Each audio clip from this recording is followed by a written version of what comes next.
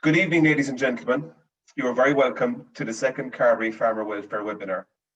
We ran this event in Fernhill Hotel last year, where a full house was present to hear presentations on everything from the importance of good nutrition to health and safety and the considerations farmers should be making on their farms. We got a great response last year, hence the reason we are with you again tonight. We are continuing a lot of those themes this year, and we are delighted to announce a stellar lineup, many of whom won't need any introductions. We will start the evening with an opening address from our chairman, T.J. O'Sullivan. This will be followed by a presentation from John G. Mcnamara from Teagasc, not the Clare import version that many of you will be familiar with. John is a health and safety specialist and leads development, promotion, and implementation of the Teagasc program related to farm health and safety. John is also an adjunct associate professor in farm health and safety at the School of Agriculture and Food Science in UCD. John will hand over then to Rena Buckley. Rena is famous, of course, for her sporting exploits, which include a phenomenal 18 All-Ireland medals and 11 All-Stars. But Rena is also a chartered physiotherapist, a member of the Irish Society of Chartered Physiotherapists, and has vast experience in assessing and treating musculoskeletal sports and neurological conditions. Tonight, Rena will speak about the importance of exercise and nutrition in order to farm healthily. Rena will then hand over to Steve Redmond. Steve is famously known for being the first person in the world to successfully complete the epic Ocean 7 Challenge, which is a marathon swimming challenge consisting of 7 open water channel swims across the globe. An amazing feat which makes him well positioned to talk about mental fortitude, resilience, and other traits to get through a tough spring. Steve has been residing in Ballyhop for over 30 years and is the general manager for Skibbereen Toolhard, so he knows a thing or two about West Cork farming life. This will be followed by a questions and answers session involving all 3 panelists, and this will be moderated by our communications manager, Louise Kelly. Questions will be accepted via the chat box function, so we would certainly encourage people to text questions when they see fit. The final speaker of the night is our own Jason Hawkins, CEO of Carbery. Jason will give a business update on Carbery and provide some insights for the year ahead. I hope you enjoy the evening, and without further ado, I'll hand you over to our chairman, T.J. O'Sullivan, for the opening address. Good evening and Happy New Year to you all. It's been a long year since we had our Farm Focus event this time last year in Fernhill, and our lives have changed utterly since. COVID has had a huge impact on all our lives. I don't think there's anybody that hasn't touched in one way or the other. But look, I suppose we're in 2021 now, so there appears to be some light at the end of the tunnel. So hopefully the sooner the better COVID is behind us. This spring is be no different to any other spring for farmers. It's a busy time of the year. It's a stressful time of the year. And look, I think we in Carbery are just encouraging everybody to look after themselves first and foremost. The health and well-being of suppliers is vitally important to not only yourselves, but to your co-ops, to your communities, to your families, to everybody. We have excellent speakers tonight. They'll cover interesting topics: John Mcnamara, Rena Buckley, and Steve Redmond. If people could take away one event from the evening, it would be a success. If we prevent an accident or can help someone to look for help in difficult times, it'll be worth the effort. There are many of us who have witnessed accidents on farms or have had accidents ourselves. We're all very vulnerable, especially at the springtime when we are most under pressure. The same goes for our mental health. When your body is under pressure and you're under stress, your mental health takes its toll on your mental health. And look, we need to look after ourselves, because we're no good to our families, we're no good to ourselves or anybody else if we're under pressure the whole time. I just want to thank the sustainability team for helping put this together this evening, especially Orla. And it's being done in a different way, obviously, to what we're familiar with. But look, I think you should just try and take it in and enjoy the evening. And now I'll hand you over to our first speaker, John Mcnamara from Teagasc. Hello, John Mcnamara is my name. I'm Teagasc's Health and Safety Specialist, and my job is to conduct research and to work with advisors and trainers, to promote health and safety in their work and to promote farm health and safety in the media. I'm glad to say I've been in Cork and West Cork on many occasions, and I'm delighted to work with you. Farm health and safety is a really important issue, and I'd like to thank Carbery for putting the issue on your 2021 farmer webinar. Firstly, I would like to describe the consequences of injury and ill health on farms or any place else for that matter, the roads or in non-farming buildings. I have a picture here of Mr. Norman Bradley, and I think it shows graphically, what an accident can do to any of us. It causes tragedy, pain and suffering, disability, and in the farming sense, loss of farm incomes. Now, I think I must also mention COVID at this stage. The guidance is out there, and it is really important that we all comply with it in these very precarious times. Now, I'd like to move on and discuss farmer health and safety management, because it is crucial for health and safety. Now, I have a picture of a pictogram up there, and it shows a bad farmer and a bad farm.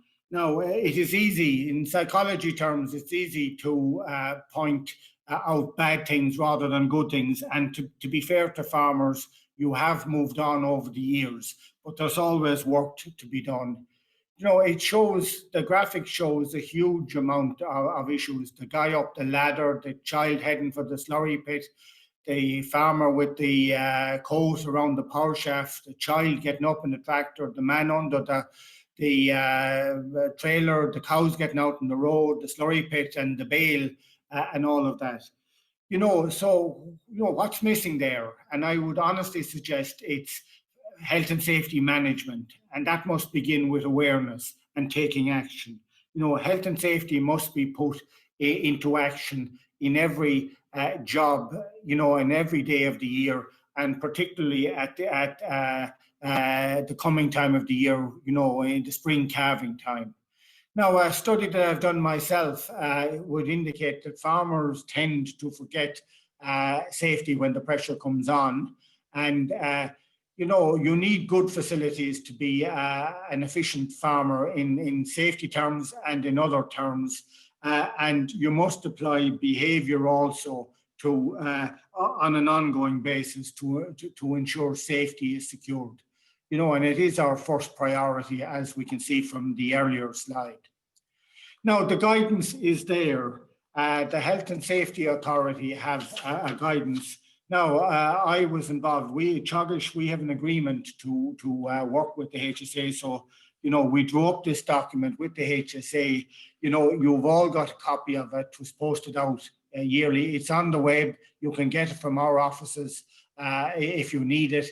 I'm not going to go through it in detail, but the crucial element is to get to the action sheet at the end and to complete it and to put the actions into place. You don't need to have to send it to anyone. You just need to implement it. And if an inspector from the HSA were to call, then you have to have it. Now, it's also needed for food assurance schemes. Now, I wish to just describe the trends in farm accidents, and I'll maybe just work from the bottom up. I'm sadly have to say that 19 deaths took place on farms in 2020. 3 of those were childhood related. 6 of them were in the working generation from 17 to 64, and 10 were in the 65 or older category. And just a key point for yourselves, 6 of those 19 fatalities happened in the county of Cork. Now, moving ahead towards non-fatal accidents, I just want to emphasize a point here, and it is that the dairy farmer is, and these are national figures, has the most accidents. In the last survey we did, 18% of dairy farmers had an accident in the previous 5 years. This contrasts with the next highest level, tillage farmers, who had 10% of tillage farmers had an accident in the previous 5 years. So dairy farmers, because of your intense workload and your busyness, that accidents are frequent. So it means that you must work harder. The major causes of deaths on farms are vehicle knockdowns and faulty procedures around machinery and cow attacks.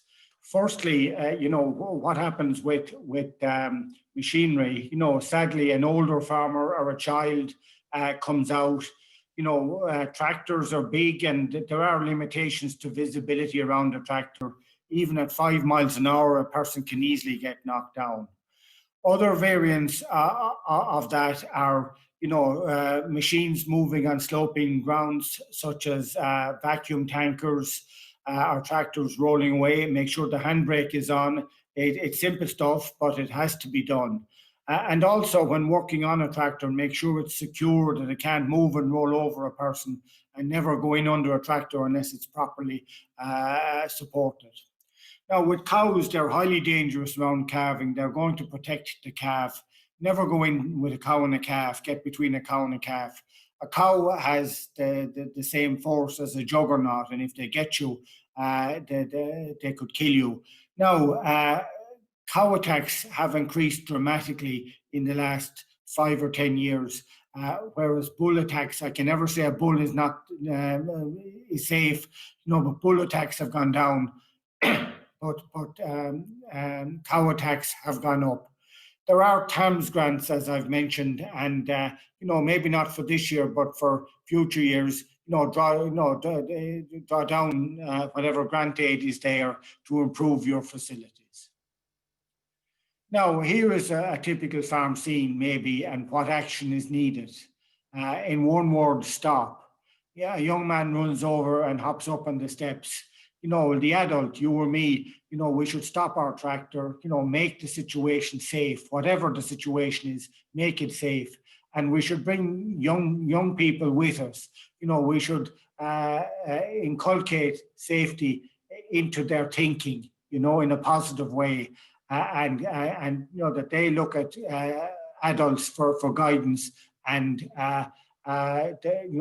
get them to engage in safety. Now, the power shaft, I'm glad to say power shaft fatalities and accidents have reduced, but they will never go away. This power shaft has got all the guards in place, the U-guard, the O-guard, the chains, and that. It's been used, the power shaft is turning, but when the tank is filling, it's used in a stationary position. That is the position when people have got killed. So make sure the machine is fully guarded. All machines are fully guarded. Now, here we see a modern calving gate, and that. Now, it's very well designed with safety in mind. The farmer can push in the gate and protect himself as he gets the cow into the calving gate, and he can, there are lots of handles and ropes to allow him to do these things remotely. A cesarean or calf feeding can take place also. So I believe that, facilities around cow calving have not moved on with the increase in dairy cow numbers. And I think, it's worth looking at your facilities and seeing if they need to be modernized. Now, fragile roofs are highly dangerous, and very often people, especially older people, tend to go up onto roofs, quickly without thinking, and that's, asbestos cement, which is fragile, and there are two skylights at either side of the planks. So the message is, stay off roofs, and if you have to go up on the roof, make sure all the supports are in place before you do so. Now, there are companies such as Height for Hire that provide facilities as well for gaining access to heights. Now, drowning drowning or gassing can occur, and the season opened for slurry spreading in recent days. 10% of farm deaths are in this category. Now, first of all, gassing. A windy day is what is needed, and evacuate buildings of all people particularly, but livestock as well. And never go into a slurry tank. It's highly dangerous, and it has caused fatalities. Regarding drowning, people are working around manhole covers, manholes, and so forth. Make sure that they're properly guarded so that somebody doesn't step back and fall into them. Right, health is the next issue I wish to discuss, and I know it's on another speaker. Rena Buckley is going to speak about health. Teagasc does a lot of work with health professionals. Poor health is an accident in slow motion, and it can be just as debility, and it can cause mortality over time as well. So this is research that was done by Dr. Breda Smith, MD, back a number of years ago, and it covered every person in the country who died. Now, she compared farmers with white-collar workers, but she also compared them with blue-collar, and the comparison is much the same.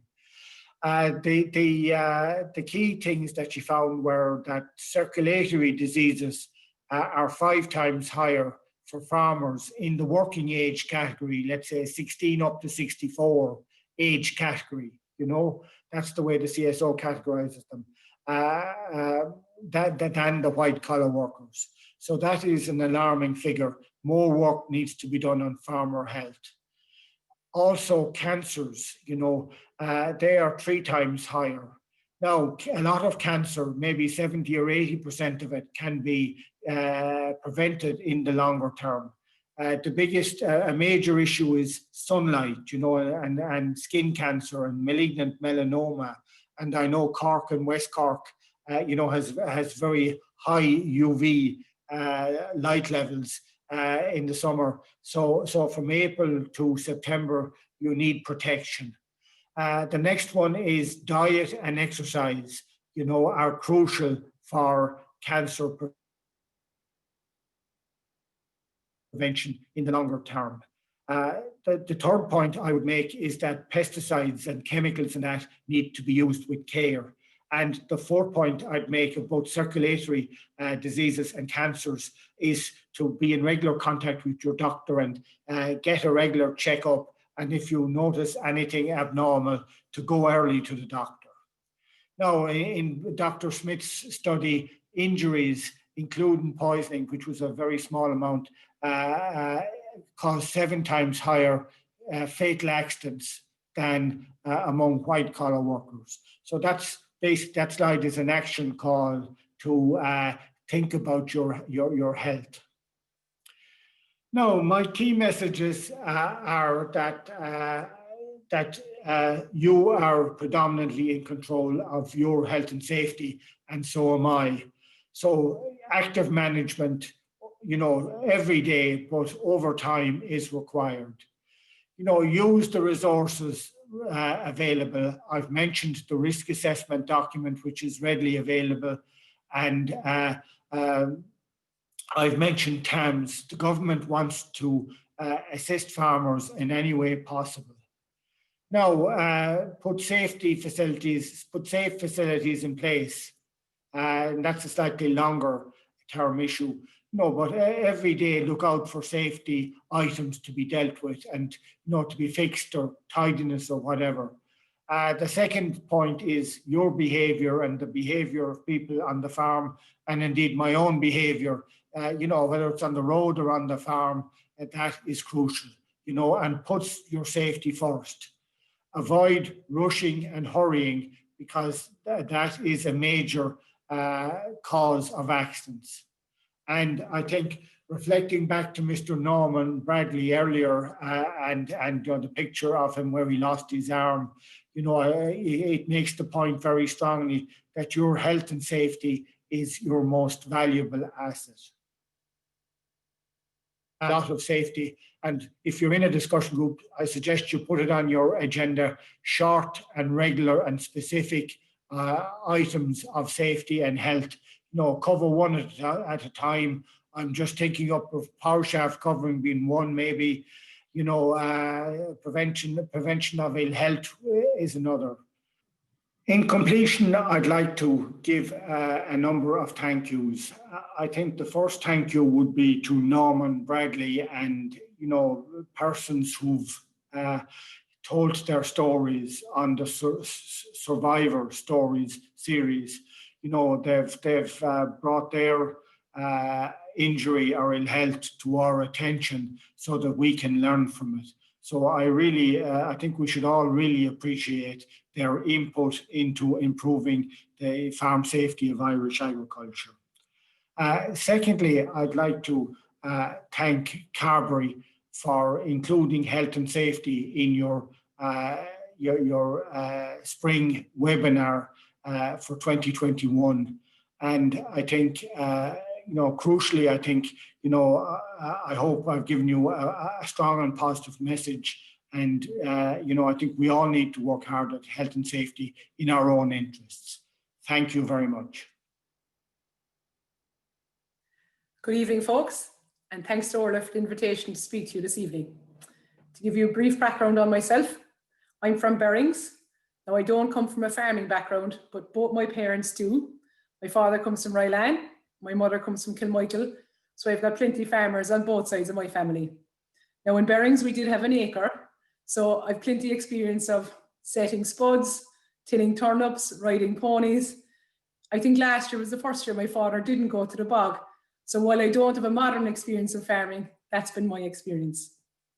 Work-wise, I run a physiotherapy practice in Macroom, and I suppose I deal with farmers there on a daily basis.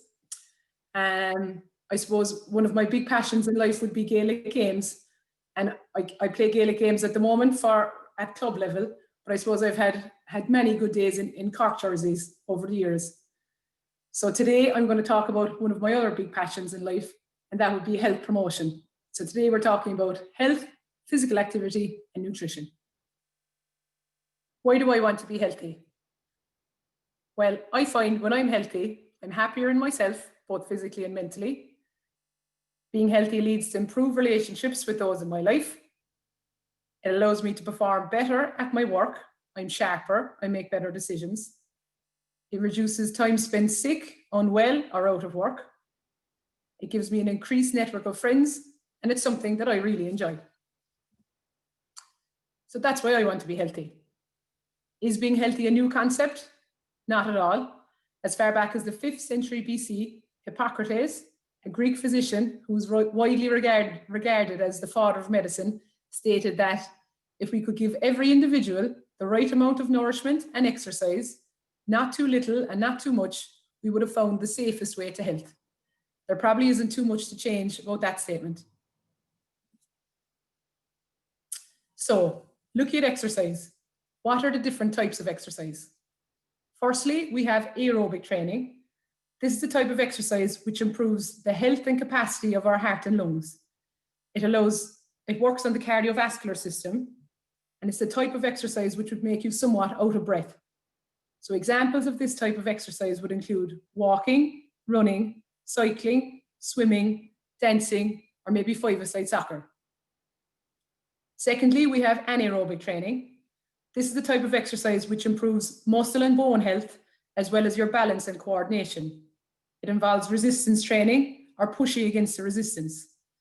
Examples of exercise like this would include resistance training, like weight training in the gym. So using weight or body weight, CrossFit, hill walking as you're walking up against the hill, or maybe gardening as you're shoveling something heavy or pulling heavy objects. Thirdly, we have flexibility training. This is the type of exercise which improves your muscle and joint range of movement. Examples would include stretching and yoga. However, it must be noted that in yoga, there's a resistance element as well. Flexibility training probably has the least amount of benefit to your overall health compared to aerobic or anaerobic training. So we'll focus on the first two today. What's very important to note is that as we age, our physical fitness declines naturally.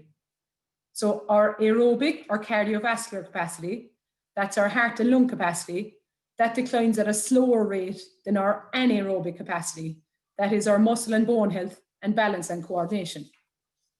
Therefore, as an older person exercising, it's very important to have a mix of aerobic, so that's your heart and lung work, and anaerobic, so that's your muscle and bone as well as balance and coordination. Having this mix will give you the benefits for your heart and lungs, as well as maintain your bone, muscle, and your balance. So common injuries in farmers are overuse injuries, often occurring at the shoulders to the rotator cuff tendons. This can happen as people might be doing the same work now as they were doing 10 or 20 years ago, but the problem is their strength may have declined. Therefore, doing exercises which increase or maintain your strength will reduce your chances of having an overuse injury in the future. Another common injury among farmers are injuries from falls, maybe due to unpredictable working conditions or terrain. So therefore, having good balance and coordination, as well as stronger bones, will help reduce the number of falls you sustain and reduce your chances of having a fracture if you do fall, and therefore the amount of time you are out of work. So how much physical activity is there in modern living? We know that in the 21st century, there is an increased time spent in sedentary behavior. There's reduced time and intensity spent in work and home-related manual physical activity in terms of getting around, or in terms of our walking and cycling, and leisure time activity. We've had technology advancement and industrial automation.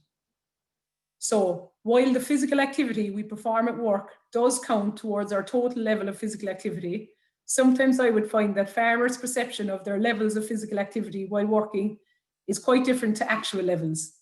So while having quads and tractors and so forth is brilliant to increase productivity, we must be honest with ourselves in terms of how much physical activity we actually do on a daily or weekly basis. So what are the recommended amounts of exercise? So the minimum amount of exercise, so minimum, recommended by the World Health Organization, WHO, in 2020, would be for children, a moderate to vigorous level of physical activity, 60 minutes per day. So this physical activity should include muscle strengthening, flexibility, and bone strengthening 3 times a week. So examples of exercise for children would be, playing in the playground, climbing, playing on your hands and knees, gardening, or sport. For adults, the minimum amount is a moderate level of physical activity for 30 minutes, 5 times a week, or 150 minutes per week. So what is meant by moderate level of physical activity is where you are somewhat out of breath, so you would be unable to sing, but you could still talk if you wanted. For the older adult, so that's for those over 65, a moderate level of physical activity, again for 30 minutes, 5 times a week. And this should include a mix of aerobic, 2 or 3 times a week. That's the work for your heart and lungs, and anaerobic. So that's for muscle strengthening and balance, 2 or 3 times a week. Note that a mix of aerobic, that's for the muscle strength note that the mix of aerobic for the heart and lungs and anaerobic for the bones and muscle and balance are recommended for the older adult, as we know that muscle and bone strength and balance declines more quickly than your heart and lung capacity as you get older. Therefore, as an older adult, it's important to include anaerobic exercise in your lifestyle. For children and adults with disability, aim to be as active as your disability allows to meet the guideline for your age group. What are the benefits of physical activity? There's the physical benefits, like we mentioned, the benefits for your heart and lungs, your muscles, your bones, your balance, and you have the reduced incidence of illness such as diabetes and cancer. There's mental benefits, increased alertness, improved quality of sleep, reduce incidence of stress, anxiousness, and depression. There's the emotional benefits, improve self-esteem, self-worth, confidence, improve mood. And there's the social benefits involved in exercising in a group, such as improve social skills, increase social network and friendships. So it takes an effort, particularly in the winter months, to plan how you can get to the recommended levels of physical activity in your life. I know I definitely have to plan mine. And I meet many farmers who do this through individual plans, and others do it in groups, you know, through GA, through five-a-side soccer, CrossFit, hill walking. The Cork Sports Partnership run programs free of charge, such as Men on the Move or Women on the Move. And being involved in a group like this can be very helpful in helping people stick to regular exercise and physical activity. And sometimes having a goal as well, you know, like a race can be, you know, or a walk can be very helpful for people too. So in summary, the key messages from the WHO recommended amount of exercises are: so physical activity is good for hearts, bodies, and minds. Any amount of physical activity is better than none, and more is better. All physical activity counts, so work, sport, and getting around. Muscle strengthening benefits everyone, but is particularly important for the old and the young. Too much sedentary behavior can be unhealthy, and everyone can benefit from increasing physical activity and reducing sedentary behavior. Next, we look at nutrition. So why does nutrition matter? Nutrition contributes to wellness and can prevent disease. So what is an optimal diet? An optimal diet supplies required nutrients in adequate amounts for body processes, tissue maintenance, repair and growth without excess energy intake. So this is a big statement now, but remember, every food and drink you put into your mouth has the potential to improve or impair your health, or has the potential role in causation or prevention of disease. Is healthy eating easy in the 21st century? We've seen an increase in calorie intake, that is an increase in portion sizes and eating occasions. There's an increase in refined carbohydrate intake as opposed to complex carbohydrate intake.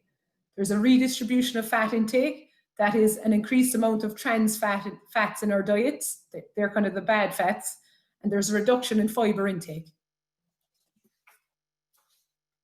So even for a high-level athlete, healthy eating in the Western world requires willpower, restraint, education, planning, and I think the last one there is probably the most important one, a willingness to tolerate inconvenience. Basically, lads, it's not easy. So today, instead of going through what a perfect diet for every person looks like, as everyone is different, I decided to talk about the general principles of a healthy diet. First up is the Jeff principle: just eat real food. What I mean by this is unprocessed food is best. The more the food is processed, the lower the quality. Next is something that is preached about in the paleo diet. While I'm not saying the paleo diet is perfect, this is something we can certainly take from it. Don't eat it unless it once swam, flew, walked, or grew. Next, when it comes to choosing your food in the supermarket, if it comes in packaging, check the label, and it's best if there are 3 ingredients or less. So in summary, the best food you can eat is the unprocessed or the least processed. We should be buying ingredients as much as we can.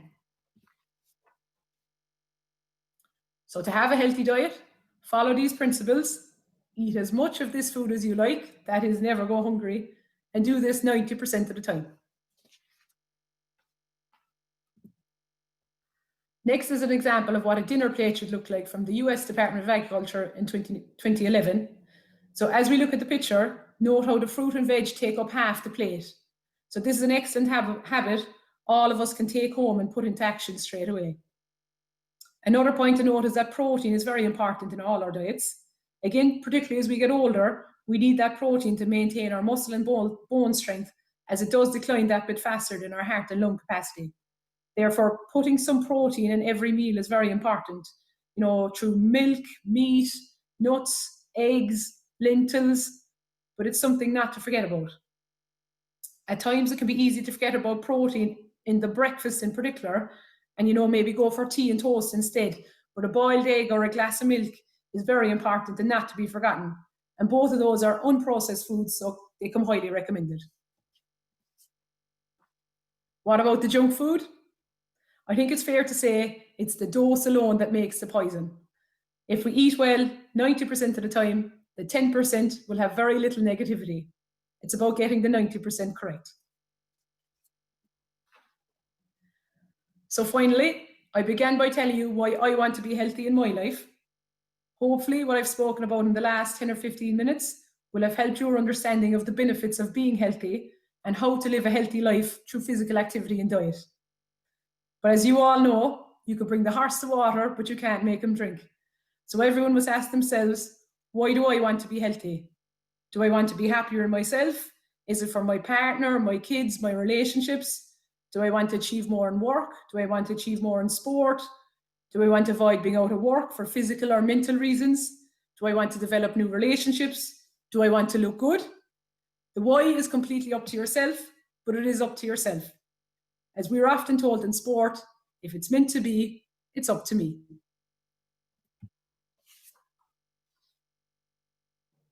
So Gormagriv as Clum, I hope you enjoyed the talk. And if you have any questions, I'd be delighted to answer them. Hi, I'm Steve Redmond. I'm 55 years of age. I live in Ballydehob in West Cork. I am the first person in the world to do the Ocean Sevens. I'm a long distance open water endurance athlete. Some of you guys might know me. I don't look like an endurance athlete, but that's what I do. For the last 8-9 years, I've been heavily involved in open water swimming in Ireland and around the world. I'm the first person to swim the Ocean Seven, which is the ocean equivalent of the Seven Peaks. Seven very, very difficult channels all around the world. They are the English Channel, the North Channel between Scotland and Northern Ireland, the Molokai Channel between Hawaii and Molokai Island, the Cook Straits between the North and the South Island, the Gibraltar Straits between North Africa and Spain, the Tsugaru Channel between the two North and South Islands of Japan. Madness, you know, complete and utter madness to get involved in this thing. Probably the reason why I did it, I was told I couldn't. I come from Ireland. I have very little money. When I started doing these things, it was 2009, 2010. We were in a huge recession and everybody told me I couldn't do it. And kind of like most Irish people, when you're told often enough you can't do something, you decide to show people you can do it. It's kind of like you guys, you know, you're pushing yourselves harder than you ever done before in your lives, working 18, 19-hour days. Why do you do it? And I train in Lough Ine here in West Cork. I swim all year round. The water's around 8 degrees temperature now. I swim in skins. I don't swim in wetsuits. It doesn't count. I swim alone a lot of the time. So I'm very much kind of like you guys, isolated. And this year has been a real tough year for everybody with the isolation. And I suppose the only thing it's done for farmers, as far as I can see, is that you work harder. You're getting more stuff done. Every farmer I know is building at the moment. And you're going into your calving just in the next couple of weeks, I presume. So you're going to be doing 18, 19 hours a day. That's what one of my swims might last. The longest I've been in the water swimming is 24 hours without getting out of the water. The rules of the open water swimming are I swim alongside the boat. I do everything in the water, feed and go to the bathroom, whatever has to be done. I do it in the water, but I don't stop. I don't touch the boat. That's the rule. If I touch the boat, swim is over. So the real battle is with yourself always. And I found over the years that I can find people that help me achieve and push myself further. And that's the great thing I found about the community down here and the farming community. You're willing to embrace the uncertainty, embrace that rogue wave that's coming, and take it further than you thought you could go. You guys get up every morning and you go out there. You have certain things you have to achieve, certain things you have to get done. And my swimming training would be the very same. I have to say do 40, 50K a week in preparation for a 45, 50K swim. And if I don't get it done in my head, it's not right, and I'm not going to get it done. It's a strange sport. Being able to change was probably the hardest thing for me, and probably the hardest thing for a lot of guys to do. You know, I'm, as I say, 55 years of age, and I've come, you start believing that you know it all, and you start believing that everything I do is right. And the one thing about the sea is it'll beat you every time. Once you start telling the sea what you're going to do, it'll kick you up the ass, you know. And farming, I would think, is very much the same way. You have to find the best people that you can to help you, and let go of certain controls. You can't do it all. That's the one of the greatest things I found at the beginning was I couldn't do it all. I couldn't organize the boats. I couldn't organize the finances. All I could do was the swimming. And farming is very much like that. You surround yourself with a great team. You're isolated a lot of the time every day, but you find people you can work with, and you go further than you think. You solution-based people, and it's a very interesting life you lead now, because you're farming now. If your parents or your grandparents seen how you do things now, they'd say this is unrecognizable. And in 20 years' time, it's going to be the same. You're going to say, your kids are going to say, well, the way you did that was absolute bullshit, rubbish. And it's going to change. And if we stand still, and if we think this is right all the time, and we're not open to change, that's where it's going wrong. Every time I failed, and I fail a lot, I fail every day, but every time I failed in a swim was because I didn't change. I thought I was right. I thought this was the way to do it, and I got beaten. I started again. I went back to my team. It's all about your team, your family, your friends, your co-workers. Everybody is involved. Everybody, and the great thing about, I suppose, you guys and being with Carbery is that this company is pushing harder than anybody to be at the forefront and to change how things are done. That's what it's all about. Being able to change, embrace the unknown, pushing harder than ever, working smarter, and being able to enjoy your life, because you haven't much time.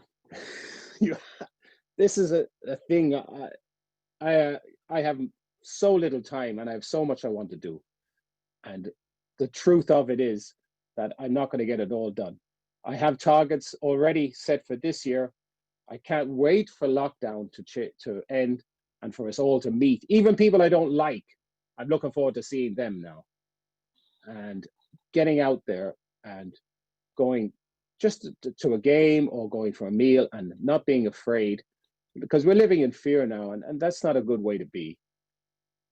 As I say, my sport, isolation was kind of ideal, because all I used to have to do was go to Loch Eyen, get in the water, swim for 6 hours, feed, and go home, get given out to for where the hell was I and what was I doing, and why was I so long, and everybody thought I was drowning, or I wasn't coming back. My wife sometimes is quite happy with that idea that I don't come back, but in the end, it's about each other, and we're all connected. You guys have listened to this now, and we'll meet on the webinar night, and we might answer a few questions, and I might push people to change the way they do things by this short chat. Like, I can talk to you about swimming all night long. I don't want to do that, but what I want to talk to you about is embracing the uncertainty and going forward with the knowledge that you can change and you can succeed. But we're not going to win the small battles. Always win the small battles. You're not going to win the war. You're not going to succeed every day. But write it down. My way of doing things would be quite simple. Get a big bloody whiteboard, put it in my drawing room, write my targets on that, see them as a concrete idea instead of a thought in my mind. Once it's written down, it's fact. I have to do it. And every time I failed with the fastnet, for instance, I would sit down by myself and write to the skeleton where it went wrong or what I did wrong, and try and change that for the next time, and then fail again the next time. What a madness! Going out there, €1,500 each time I went out there to fail, just to achieve something that nobody thought could be done. And you know, every person I've met that's very good at what they do, there's a slight madness in us all. We're all crazy. There's no normal people in this world, as far as I can see. We're all a little bit out there. And all you men and women out there that are working 18, 19 hours a day, why are you doing it? You're doing it for your family. You're doing it to achieve something that nobody else is going to do. I can't do what you guys can do. It's quite amazing. I asked a few farmers over the last couple of weeks, what's the hardest thing? And they say the paperwork, you know, so the new conditions that are coming down, Brexit, the whole lot. So you guys are probably going to be spending this year getting on top of all that. But there's going to be a way to do it. There's going to be people that are going to show you, people that are going to guide you. You guys are tech heavy, mechanically heavy with machinery. It's an incredible industry, you know, and it's going further and further forward every year. As I say, in 20 years' time, we'll look back at this day and say, well, what they were doing then was absolutely the dark ages. So, you know, I'd still be swimming around Loch Eine because that's the only bloody good thing I'm any good at. But, you know, why not? Why not try and go further than you think you can go? That's all I'm doing every day. This year, we're going to do another swim. If the weather gets good in the summer, we need perfect weather down here. We have 25 people waiting to come and swim Fastnet. So it's opening up as a swim, a world standard swim. I would say it's probably far better than an English Channel swim. But you guys are not interested in that, you know. Hopefully, you've taken something from what I've been saying for the last 10, 12 minutes, or you've gone fast asleep, one or the other. But know this, that you have to embrace the change. You have to go into the dark water in the middle of the night and push off and know you're coming back. And, you know, some of us are, well, I won't say some of us, a lot of us have lost people over the last 10, 20 years. And the farming community, you know, I would say it's quite frightening. You're pretty isolated people. You're working by yourselves now, whereas 20 years ago, there was always 4 or 5 people in a farm. It's a tough game, you know. Find help. If you need help, go find it. Don't be sitting there waiting for someone to come, because nobody will come. And that's the greatest problem with men and women. We're afraid to ask for help. And probably the greatest thing, as I say, once again, about Carbery and a lot of all the co-ops around Ireland, is that there's such expertise there now, wanting you to succeed. And that's an amazing thing to bring you guys forward and push further. I would say the saddest thing I've lost out of the last 10 years is I haven't spent as much time as I want with my kids. I would always say to people now, find time, take a step back. You know, you can't control everything. Forget about that idea, because it just doesn't work, you know. I hope that makes sense to everybody, and I hope I haven't gone over time. If anybody is ever interested, or if anybody's ever in trouble, I'm a very easy person to find. If anybody ever needs help, contact me, you know. Don't be alone. It's the greatest curse of them all.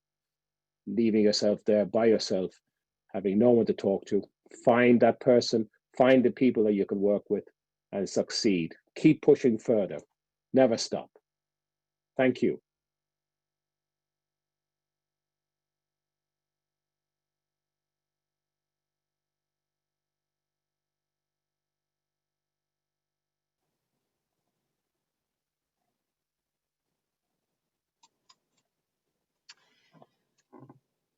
Hi, everybody. So we should be welcoming our panelists back to answer your questions. I'm Louise Kelly, the Communications Manager with Carbery Group, as Enda said up top. So I would just like, first of all, to thank our three panelists. I think if we were all together like we wish we could have been, we would be kind of on our feet for cheering for Steve at this point for such a rousing message. So we're live here. We can see your questions as they come in. So the Q&A box down the bottom, you can just type your question in there and I can see them as we bring the panelists up.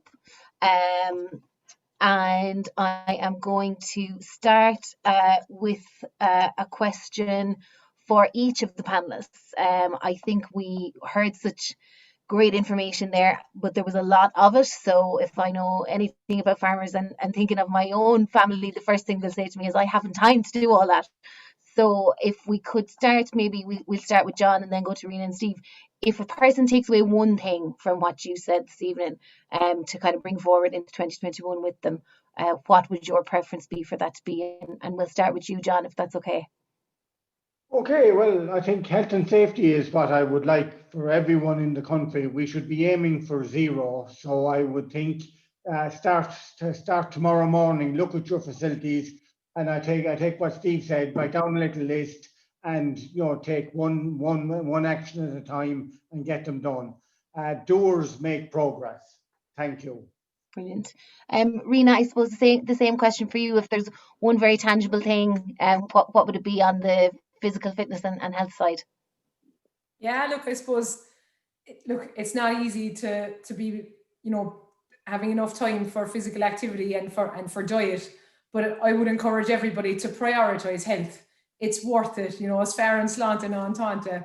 So prioritize your health. If you're going to do exercise in the day, try and do it first thing in the morning, because we all know, other things get in the way if the later we leave it. So try and do it first thing in the morning. And in terms of diet, I think it's best to try and organize yourself, organize your week, maybe get your shop correct, and maybe meals, if they were pre-made, that can be a massive help. So prioritize your health, exercise first thing in the morning, and be organized in terms of your diet. Perfect. And then Steve, from your perspective, I suppose mindset and attitude, what would your advice be kind of going into this year that's facing us? Yeah, well, I was watching the inauguration today in America, and I thought the greatest statement I ever heard. Biden said it a long time ago: failure is inevitable, but giving up is the real loss. And really, that's all I have for the farmers out there. I'm 55, so they say that's the new 30 with a hangover. I have some hangover, and everything, you know what I mean? So I'm just like Rena there, look after yourselves, look after your fitness, your farm, and all around you. And just keep going, but find the people, as I say, you can work with. Some people you're going to find that you just can't work with. You're going to have to walk away from them, but never fall out with them. And also another thing is finding somewhere where you can share your information, I think is crucial about everything we discussed tonight, because farmers 20 years ago, Jesus, they wouldn't tell you the time of day, that they'd keep the clock and the watch in their pockets and not tell you, the grudgery that was out there. I think that's gone now. We haven't time for that now. And I would say to everybody, go out there and find the people you can work with and go further. You're unstoppable now. Unstoppable. Very good.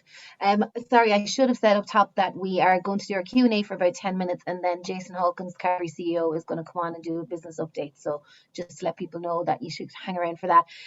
Rena, we had a question in there live about back pain, chronic back pain. Obviously, it's something that plagues a lot of the population, but probably given the physical nature.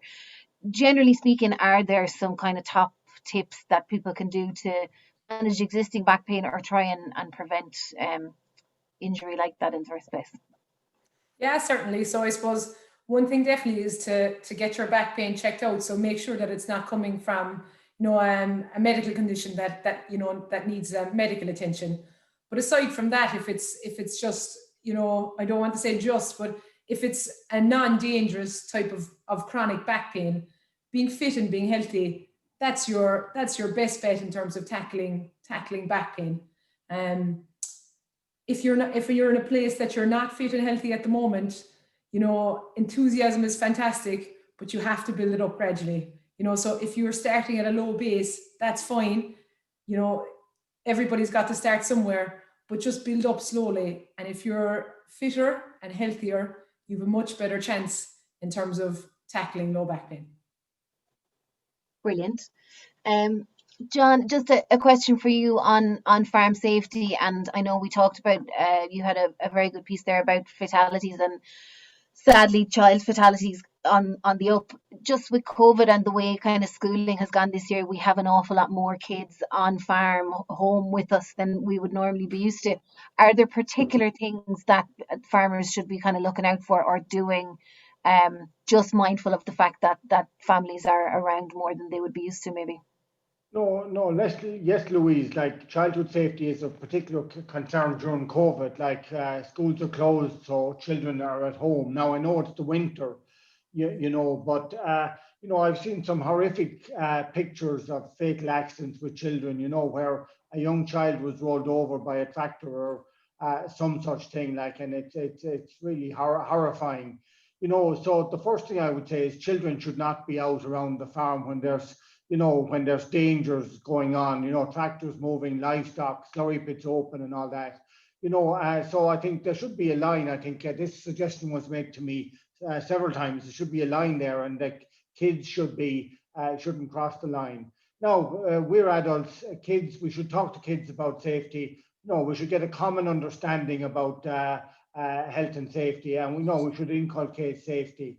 And, you know, I'm sorry I used the word he there, in my thing, but you know, like father, like son, like or like mother, like daughter type of thing. You know, that is true. That if we don't behave safety, then our children will behave us. So let's give good example. Brilliant. Thanks, John. Steve, a question in for you. Just in terms of your focus, basically, when you're swimming for hours or when you have those huge kind of chunks of time ahead of you that you have to concentrate, how do you stay focused, and how do you keep your concentration and keep your end goal in sight, I suppose? I suppose Rena will tell you it's kind of like breakfast, dinner, and tea, you know. I'd start off with an idea of how long it's going to take me, and nobody would tell me the time. I really lose the concept of time. I have no interest, and it's just the finish I want to see, and I don't care how long it's going to take me. So I kind of shut down a lot of, at the beginning, you know, like in the morning, you have so many ideas in your head. You want to get this done, that done, that done, and the swim is the same. You have, will the water be okay? Will I meet anything in the water? How will the feeding go? Will I get tired, seasick, all this kind of thing? And in the end, it's kind of like I put my head in an ice bucket and I just stop thinking. And I actually imagine who's going to be at the end and what I'm actually going to say to them. It's normally, Jesus, I never want to bloody do this again or something like that, you know, but that's really how I would work the isolation side of things. And I learned a bit of self-hypnosis, you know, and that kind of toughened my mind up. And the fear of failure, and that's with us all. You know, every farmer fears failing, I suppose. And I was the very same, and coming home and having to explain to people what the Jesus was I doing, wandering around in the water for 20 hours and still not finishing, you know. And you know, there might have been a shark, there might have been a couple of humpback whales. They're no interest in that. They want to see the finish, and everybody wants to see the finish. And that's what happens with me anyway. I just imagine what it's going to be like at that end, and normally I break down and cry like a bloody, because you have this sensory deprivation in the water, and you can't hear really, and all you can see is around 50 meters, 60 meters in front of you. You don't ever look forward because you maybe have another 20 miles to swim, and you don't want to even know about that. And you just concentrate on your team and the boat and people that will keep you alive. Like I swam Fastnet this year from Baltimore out to the Fastnet and back in 16 hours. And my wife and daughter were on the boat, and I think my wife would have left me there this time if I hadn't finished it, you know. That kind of person that will not let you fail is hugely important. And it's to everybody that is so driven and just wants to see the outcome and have it done. And you can move on then. But without people around you and people that will push you further, you're doomed as well. And that's where I go with when I'm in my head, you know, just get to that end and thank them all. And I can never thank people enough. And the people in West Cork I can never thank, because I owe everybody here, you know. Yeah. You have a good team of cheerleaders hopefully around you. Then the wouldn't say cheerleading, you know, kind of tender encouragement more than anything. Fair enough. Rena, we have a few. I've a good few individual consultations in here from people like about problems. So what I might do is take those questions from people that are about specific issues and pass them on directly to Rena. But a couple of general questions which are good. One is about kind of, are there, I suppose, ergonomic adjustments or assessments that farmers can make to kind of reduce risk of injury or back pain? And then the second good one coming now to what is going to be this busy calving period, trying to maintain diet in that period. What are some things people can do? Obviously, preparation, as you said, is probably one of the key issues. So regarding the ergonomics, I suppose, look, I suppose I wouldn't be an expert in terms of farmer ergonomics. I presume this would be on a tractor or in a Jeep or so on. I think so, yeah. Yeah, so sitting for long periods of time, I reckon. Yeah. Yeah, so look, what I will say is that what I would notice is that generally on an older tractor, an older machine that vibrates a lot, and I would say to try and make sure that you're not spending a prolonged period on an older tractor that's vibrating a lot, because your body has to absorb those forces. So if your body is absorbing those forces for a prolonged period, you know, the muscles have to work very hard, and that can cause the muscles to fatigue, and that can set off back pain. So look, if it's kind of a long drive, try and break it up. You know, if it's a long day of work, try and break it into a couple of days, if at all possible, particularly for an older tractor. Then I suppose for a Jeep, look, obviously again, prolonged periods in a sitting position isn't the nicest to be in. So in terms of ergonomics, someone in an office, you know, you're recommended to move ideally every 20 minutes, if not every 30 minutes. So it'd be similar when you're driving. And also there are nice back supports that you can get to put into your vehicle, into your car or your Jeep or whatever it is. And those can be a lovely addition with the brakes. So don't think that you can get this back support and cut out the brakes. They're certainly a help, but the brakes are ideal. That they'd be my pieces of advice in terms of ergonomics. The second question you had was in terms of nutrition. Yeah, I suppose coming into the really busy period, and especially if there are foods that are particularly good to eat if you're putting in a long day. Yeah, so on the go. Yeah, so I suppose, look, this is more from my own experience more than anything. I suppose there's been phases in my life that I've been under a lot of pressure in terms of being time poor. I suppose particularly there was a period when I was playing football and hurling with Cork, and I was trying to run a business and, you know, trying to, I suppose, spend time with family now and again. And I was studying for a period as well. And I suppose the couple of pieces of advice I would have is, number one, it would be as organized as you can and plan in advance if you can. Number two, something Steve touched on. So I suppose for a lot of that period, I would have been living at home. So any help you can get, the support you can get. So my parents were fantastic to me in terms of making dinners, making breakfasts. They were a huge help. So any support you can get from the people around you, be sure and utilize it. And I suppose the third thing would be just be careful of the type of food you're eating.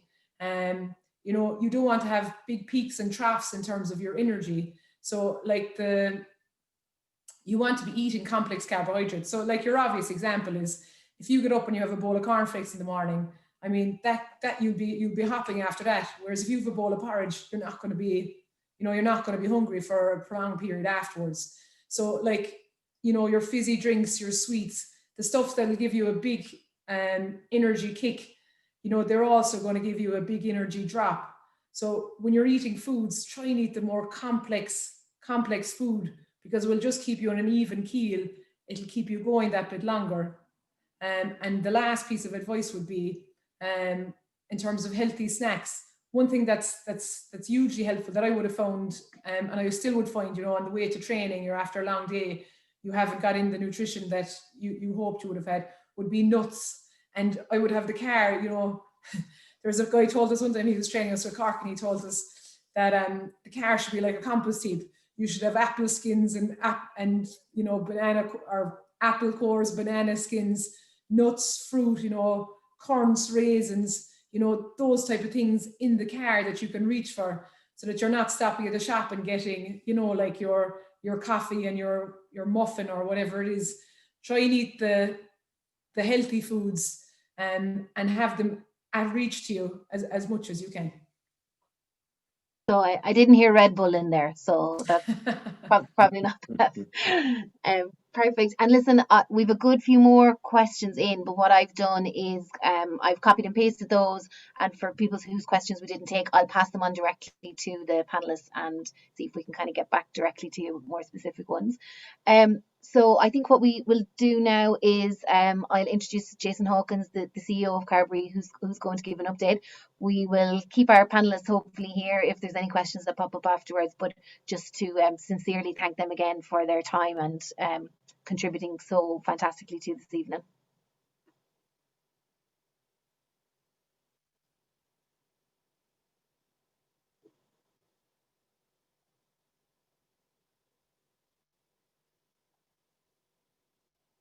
So hopefully we have Jason coming on now. There we go. Sound. Okay, great. Thanks, Louise. Hopefully you can hear me now. Yep, all good. Okay, very good. Okay, look, good evening, everybody. Look, the intent of this evening is similar to last year, where, look, quite frankly, it's more focused on the panel that have gone ahead of us here in terms of, welfare, safety, and some motivation, I guess. So, look, I think, really my intent here is just to spend a few minutes giving a brief perspective on the kind of activities at Carbery Group for the last, I guess, 2020, and really, I guess, where we are as we look forward to 2021. So I'm not going to take more than maybe 5, 6, 7 minutes or so, just to kind of quickly run over things and a little bit of a perspective on markets, which, look, I know there might be questions, and then I'm certainly, obviously, similar to the previous speakers, if there are questions or comments or anything that people would like me to address, I'm more than happy to address those at the end. So I'll keep the slides here to a minimum. So, look, obviously, I guess like everybody else, in terms of 2020, I think certainly, look, in my business career, it was, I mean, like many people's personal situations last year, it was incredibly challenging and unusual. And for us here, obviously, we had a combination of factors, both in terms of obviously Brexit uncertainty, which to some degree obviously is resolved now, but throughout the year that wasn't, and it was a big unknown. Obviously, COVID hit us. And the subsequent issue around COVID was the economic conditions right across our entire business around the world. So very unique challenges as we got into particularly obviously March, April of last year. And I guess the key takeaway from, from myself and the board and our discussions here with the team is that, we're incredibly lucky in terms of the resiliency that we have, both in terms of our overall business portfolio and in terms of, look, I guess, all the people here, but more importantly, look, the people that are around the business and in terms of, again, our suppliers and the community and so on. I mean, some of the call outs really were, look, we, despite the pandemic and the challenge that we had, and look, this is a broad Dairy Ireland comment as well, that, we all genuinely were extremely worried about the ability to potentially handle milk if there were outbreaks at plants. Thankfully, the industry didn't see any significant issues, and certainly here, particularly in Ballineen. Look, the team here did a fantastic job in terms of keeping everything going through peak in particular, where we didn't have a lot of latitude for anything to go wrong. Likewise, obviously we were worried about, look, from obviously our suppliers' perspectives, that we didn't have any significant issues out there, more from a health and wellness, and obviously milk kept flowing, and everybody seemed to do okay again under very difficult circumstances, and that was fantastic to see. Obviously our employee welfare was a key thing here, and that was, again, in terms of most of our office and R&D personnel had to kind of make alternative arrangements in terms of working from home at odd hours and so on, and coming in here at odd hours, and obviously the production employees had to adapt. So thankfully, again, we had no issues with employees of note. So again, a great job to them. Again, look, we're very focused on the milk price here. I hear that all the time. Obviously, I know that. And I think we try to do our best throughout the year of making sure, and again, we use our stability funds, and we just did our best to continue to kind of pay out throughout the year. And I think we ended up in an okay position. And I appreciate we can always do better. We'd always like to pay more, as with every other co-op in the country. But look, I think we did okay in what could have been a very, very difficult year. Sustainability, despite the challenges, we did continue to focus on sustainability, and that's right across our suppliers in particular. You would have seen a lot out there. A lot of the work that Enda and the team have been very focused on doing our own sustainability, working with our with the folks at the co-ops and the technical advisors and so on as well. And I think, look, that continued to move forward, which is important. Look, we did a good job around, again, back to our milk price discussion of managing cost and cash management here, which, again, to the bottom right, we ended up in a fairly decent overall business performance for the year, which, again, I think we would have, I think if we knew where we ended out, we could have had maybe even 70% of that in April. We would have taken it, because we were just concerned about where it would end up. So we ended up in a really good position. And then, look, the other two pieces here, more importantly, we completed our expansion here in Ballineen. It was delayed for a number of months, but that is complete now. And we have now already started to sell those products into new markets. So that was part of our I guess, both our Brexit, but our expansion plan in general anyway. And it's great that we managed, despite, again, some of the challenges of the year, to get through that. So look, that really leads to, that's not me patting myself in the back at all. This is about a lot of different stakeholders around the place. Our employees did a great job. The contractors, look, that were on site here working again to get the expansion finished during difficult circumstances. Our suppliers working very closely with us right around the community, and Steve referred to this a little bit earlier. And the community is obviously very broad. It is about our suppliers and ourselves working together kind of collaboratively, but it's the broad community, even the community here in Ballineen, but right across West Cork. And I think, look, we've had a lot of people sending us a lot of strong well wishes and offering us support throughout the year, and that very much is appreciated. Obviously, the board, were very supportive right throughout the year of doing the right things for employees and keeping people safe and keeping the place running. And then, look, I think it is worth saying that as an industry, certainly working across, be it Dairygold, Glanbia, Kerry, whoever it is, right across the industry, there was a real coming together of trying to work through the challenges that were out there around COVID, and that's ongoing as well. And I think that's a reflection of maybe, sometimes it might feel adversarial, but it's not really. I think the dairy industry really came together. So look, I'll spend a couple of minutes here literally on dairy markets, and I guess it's not a bad story overall in terms of the stability that's out there at the moment from a pricing perspective.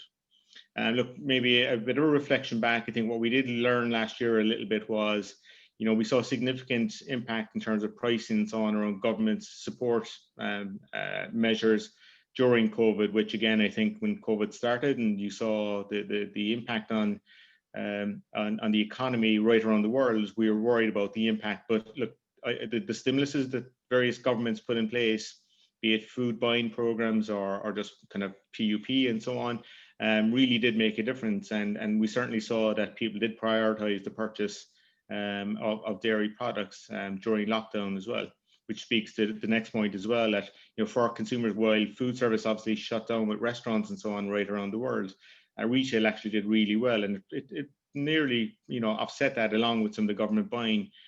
So that was surprising, quite frankly, to many of us, thinking that it couldn't possibly make up all that difference. But look, by and large, the demand was there throughout the year. And likewise, look, we saw again, China continues, and obviously China recovered quicker than most economies from COVID. But the China impact on broader markets continues to be dramatic, and we would expect that to continue as their consumption of dairy is still relatively low on a per capita basis, and we expect, as the middle income grows there, that there will be more dairy consumption. So overall, markets in a well balanced position, and prices have been stable over the last couple of months as we ended 2020 and we're entering 2021.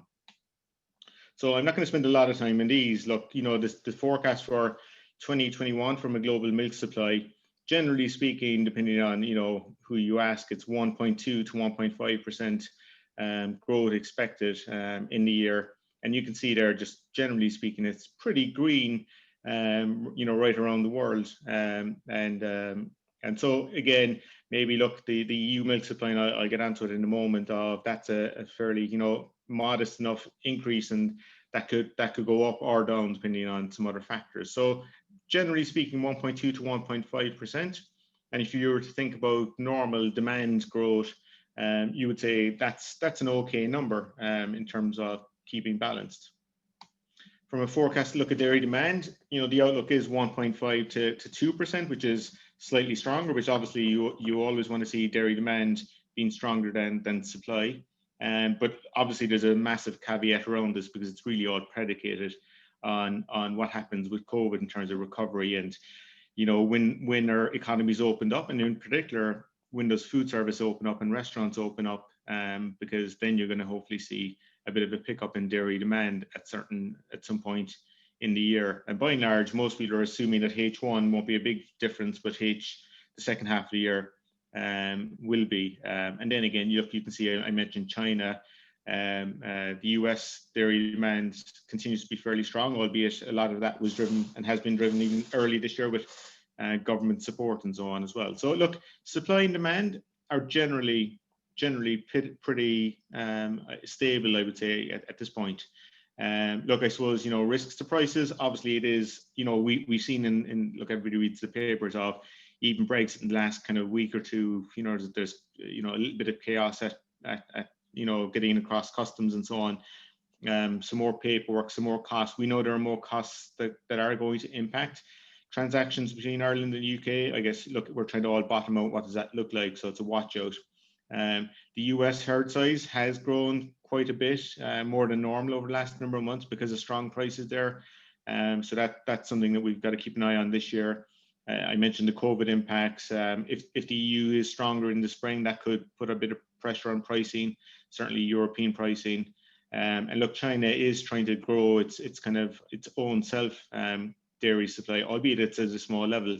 I wouldn't exaggerate that, but look, the government is interested in China in being a bit more self-sufficient. I guess on the upside, we certainly look, if the vaccines are accelerated and more vaccines are out there, you'll see a quicker recovery in economies, and that's obviously a good thing. Obviously, in terms of prices overall, if milk output is weaker, then generally, obviously, prices will be stronger. And obviously, so things like weather, we've seen New Zealand have slowed down recently. Some rising production costs. We saw some tariffs now out of Russia and so on as well around feed. And look, the regulatory environment obviously is something that is a watch out as well in terms of maybe limiting significant growth right around the world in output. The food service recovery, restaurant recovery, like I spoke about, and then just the general sentiment. So, you'd weigh all of those up and you'd say probably, look, it's steady to, hopefully, if COVID was resolved, there's more upsides than downsides, quite frankly, but a lot of unknowns as it stands today. So look, as I said, really the watch outs, the government stimulus, just keeping those in place. And that applies to not just Ireland, but the US and right around Europe and so on, because that is important. We obviously have, a new president today in the US, so it'll be interesting to see some of the, I guess, changes maybe in policy between Europe and the US in particular, and some of the recent tariffs that have been in place and what happens there. soft Brexit, as I said earlier, we're working our way through that.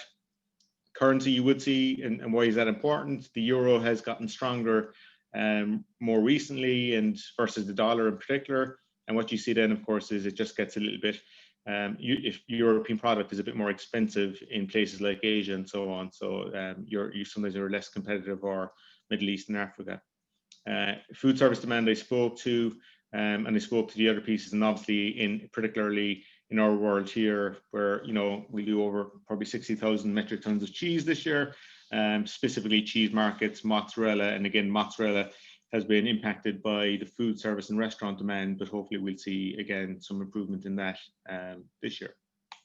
So look, again, I said it would be relatively short. Really, the concluding thoughts are, the business has been very resilient, which I think is a good thing. It's reassuring. We are now in a great position in Ballineen to handle the forecasted growth in the next number of years, but obviously that means this year we're now in great shape, whereas it was tight last year until the new plant was commissioned. As I said, dairy markets are stable to firm. We still have to manage through COVID-19. Look, we see what's going on the last number of weeks, and that's, we see that right around the business. So we just got to make sure we don't kind of let up on that too early.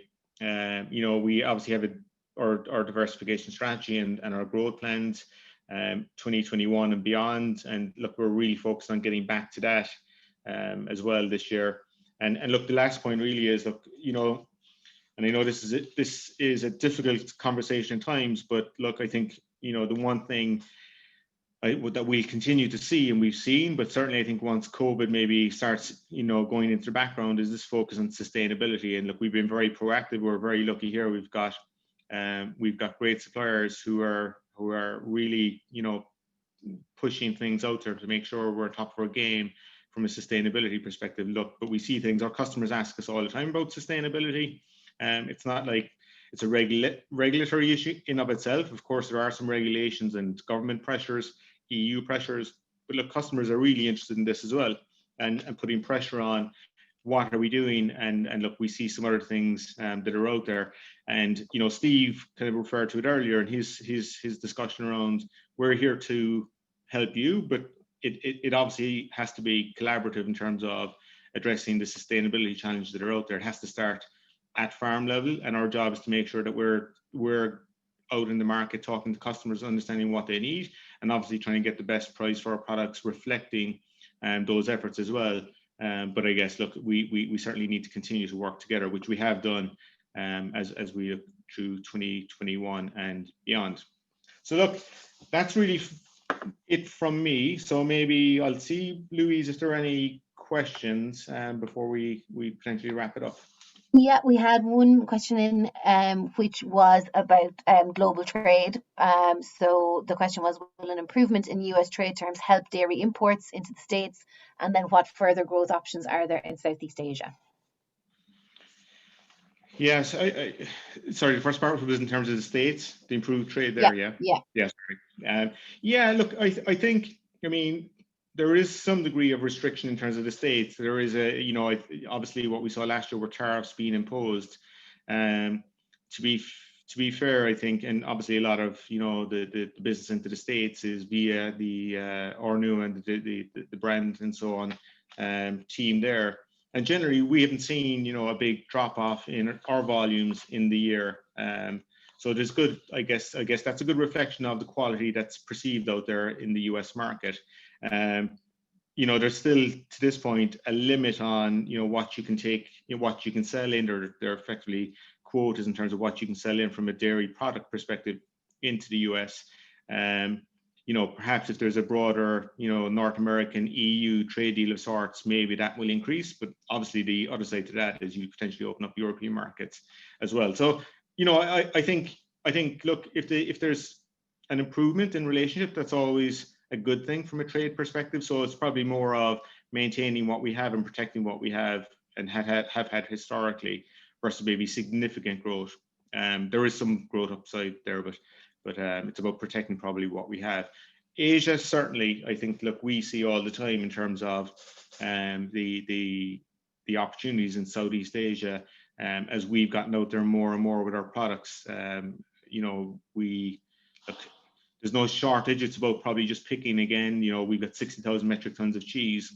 In the grand scheme of global dairy, that's a relatively small number as well. So we're really trying to find the value add niche markets where we can get the best value for the products. But certainly we'd be positive about the opportunities. And just one final one there, Jason. You talked about the importance of sustainability to us, and obviously there's a lot of chat at the moment specifically about derogation, especially this year. Is there anything particular we will be focusing on or asking farmers to focus on in that respect? Yeah, look, I mean, you know, there's a derogation review, and look, I think ourselves and a lot of the other co-ops around the country, and obviously the 4 West Cork co-ops have made submissions in the last number of days in terms of our own positions around derogation and so on as well. Look, I think we have to be honest with ourselves and say it is a real threat out there, and it's going, you know, in terms of coming from the EU in particular. So I think we've got to be very proactive about it, and it can't just be about, you know, lobbying and putting our positions in, which is important, and we have to do that.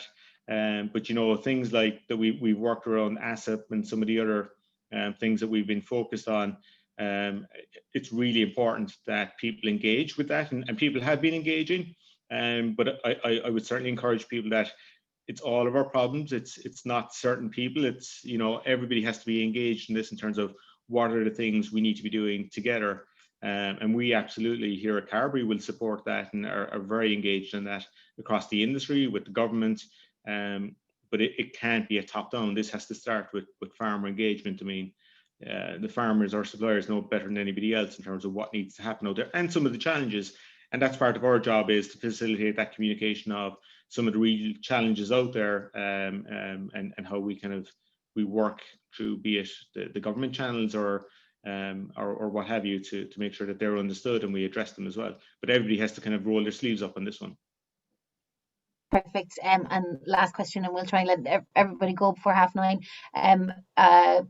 Someone wondering, is there work underway to try and make sure that dairy processing workers would get early access to a vaccine? So I know DII are working on that, but maybe you want to comment on it.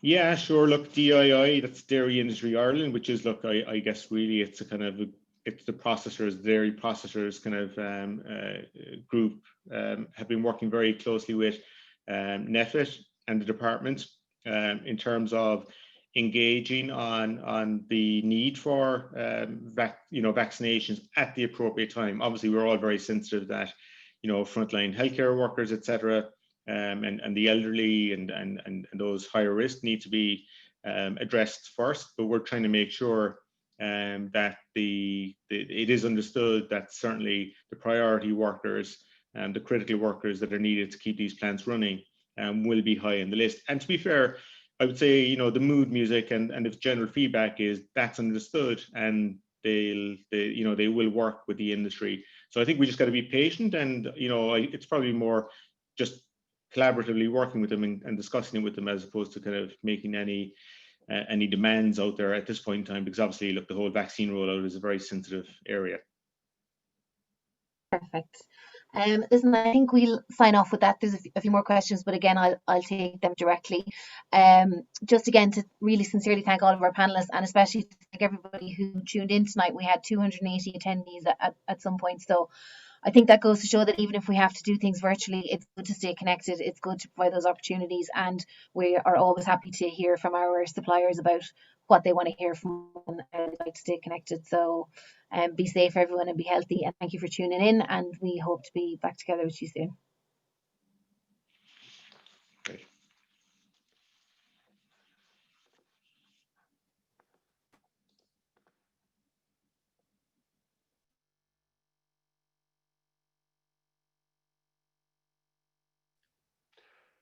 Hello, thanks for having me.